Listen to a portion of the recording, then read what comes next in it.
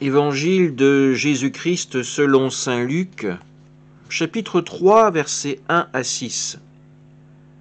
L'an 15 du règne de l'empereur Tibère, Ponce Pilate étant gouverneur de la Judée, Hérode étant alors au pouvoir en Galilée, son frère Philippe dans le pays d'Ithurée et de Trachonitide, Lysanias en Abilène, les grands prêtres étant Anne et Caïphe, la parole de Dieu fut adressée dans le désert à Jean, le fils de Zacharie.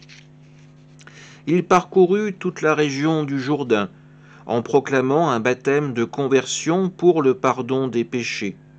Comme il est écrit dans le livre des oracles d'Isaïe, le prophète, « Voix de celui qui crie dans le désert, préparez le chemin du Seigneur, rendez droits ses sentiers.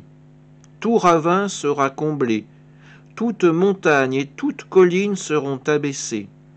Les passages tortueux deviendront droits, les chemins rocailleux seront aplanis, et tout être vivant verra le salut de Dieu. » Acclamons la parole de Dieu.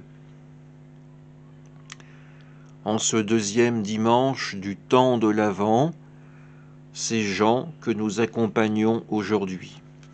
Jean qui débute dans sa mission de prophète. Il va annoncer, offrir un baptême pour la conversion, pour le pardon des péchés. Permettre à ceux qui avaient rompu l'alliance avec le Seigneur de la rétablir dans toute sa pureté et dans toute sa force.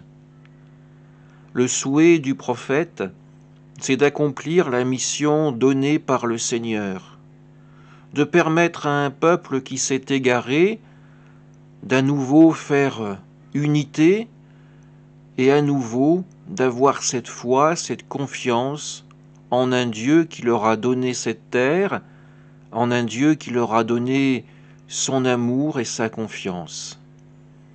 Jean le sait, un autre va venir, un autre qui sera plus puissant, qui baptisera dans l'Esprit.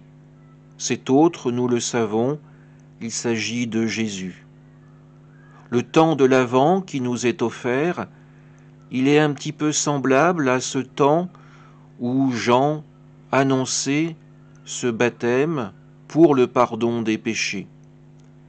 Pour nous, aujourd'hui, il s'agira du sacrement de la réconciliation, d'oser à nouveau la rencontre avec le Seigneur pour confesser ce qui n'est peut-être pas très beau dans nos vies, mais aussi pour accueillir le pardon et l'amour de Dieu.